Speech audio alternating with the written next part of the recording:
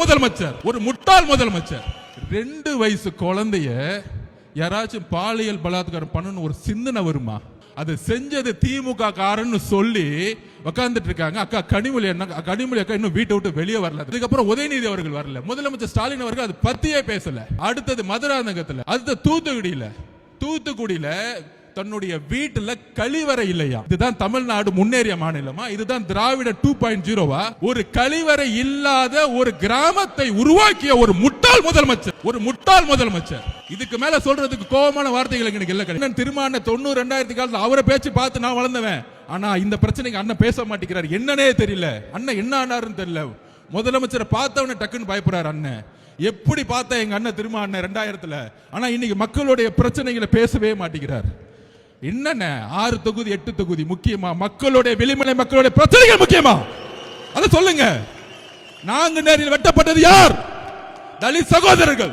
எங்க உங்களுடைய பேச்சு? நான் சேலஞ்ச் விடுறேன் உங்களை பார்த்து. இன்னைக்கு திரு முதலமைச்சர் ஸ்டாலின் அவர்களே, உங்களுடைய தொலைக்காட்சி சேனலுக்கே கூப்பிடுங்க, இல்ல சன் டிவிக்கே கூப்பிடுங்க. நான் வரேன். உங்களுடைய மகன் அடுத்த முதலமைச்சர் சொல்றீங்களே, உங்களுடைய மகன் சமூக நீதினா என்ன, சாதிவாரி கணப்பெடுப்புனா என்ன, இருமொழி கொள்கைனா என்ன, ஒவ்வொரு கொள்கையும் நாங்க வந்து பேசுறோம். நான் தனிப்பட்ட முறையில் வரேன். ஒரு விவாதம் நடத்துறதுக்கு உதயநிதிக்கு தகுதி இருக்கா? தகுதி இருந்தால் நான் இந்த சேலஞ்சுக்கு ரெடி. அப்படி ரெடி இல்லைன்னா இன்னையோட பயந்துட்டு வீட்டை விட்டு வெளியே வராதீங்க. மகனை ஸ்ட்ரைட்டா எந்த தொலைக்காட்சி வேணா அனுப்புங்க. கொள்கை ரீதியான எல்லா கேள்விகளுக்கும் அவர் என்ன வேணா என்ன பார்த்து கேட்கட்டும், நான் என்ன வேணா கேட்கிறேன். தைரியம் இருந்தா பதில் சொல்லட்டும். ஒருவேளை நான் தோத்துட்டு அரசியல் விட்டே போயிடுறேன். நேத்து பேட்டி கொடுக்கிறார் செந்தில் பாலாஜி. என்ன ஹாஸ்பிட்டல்ல போனவங்க எல்லாத்தையும் கூப்பிடுவாங்க, என்ன மட்டும் ஏன் கூப்பிடுறாங்கன்னு தெரியல. நீ தான் ஃபர்ஸ்ட் அக்யூஸ்ட். செகண்ட் அக்யூஸ்ட் யாரு? அவருக்கு என்ன பயம் வந்துருச்சு? ஏன் மித்தவங்க எல்லாம் கூப்பிடல, மகேஷ் ஏன் கூப்பிடல, என்ன மட்டும் கூப்பிடுங்க.